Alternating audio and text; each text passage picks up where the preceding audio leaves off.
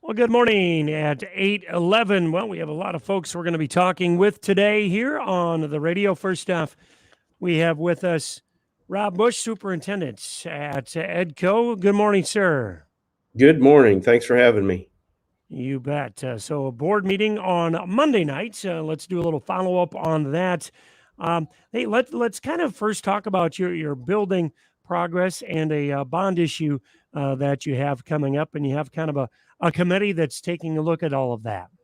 Yeah, over the last couple months, Josh Demmer from Demmer Architect out of Manchester, Nick Hildrent from Emergent Architecture, and then Jerry Gallagher from the Donovan Group have been meeting with staff and some community members trying to figure out what we needed as a district to move forward on our facilities.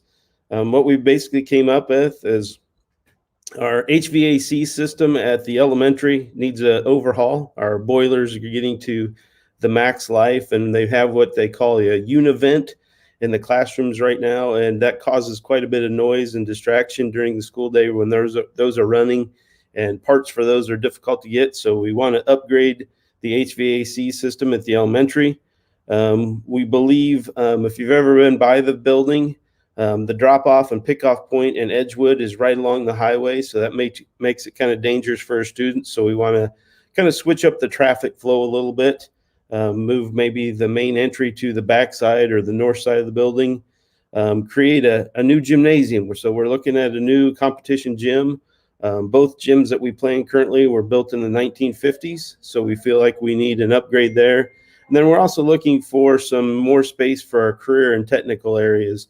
With the explosion of the job market in those areas. So with the business, the VOAG, and the art, we'd like to have a combined space for them so they can explore more.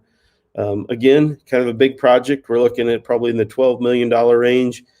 So that will take a bond vote, and looking at trying to get everything lined up for a possible November 2nd vote.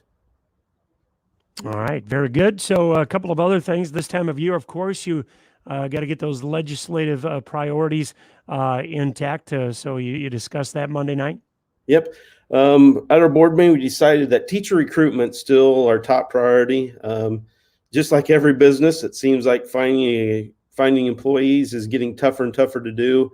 And I don't know, in rural Iowa, it really is a challenge. It seems like the younger graduates like to stay closer to the metros and where they're going to college. So I'd like to get a few more quality bodies in the education process and try to figure out ways to entice them into that.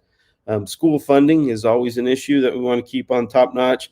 And in a school our size, we don't have necessarily the need for full-time positions, so sharing incentives. So we share a business manager, human resource, and transportation with Central right now. And those incentives make that a little bit easier and help us provide those services to both districts and finding quality individuals to fill those roles.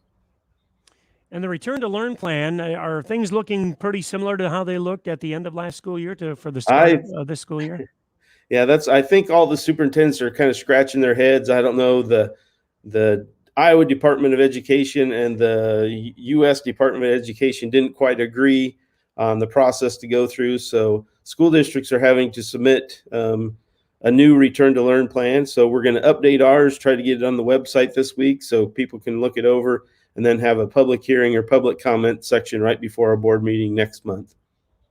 And a couple of recognitions going out to some of your student athletes. Well, just a shout out to the baseball and softball players that were recognized as all conference, and the rest of the players that put in that extra time in the summer and give up some of those fun activities like swimming and golfing and playing around with friends just to go out and maybe have a little bit of fun on the field. So congratulations to the all conference team members and coaches and everybody else that made the baseball and softball team successful this year.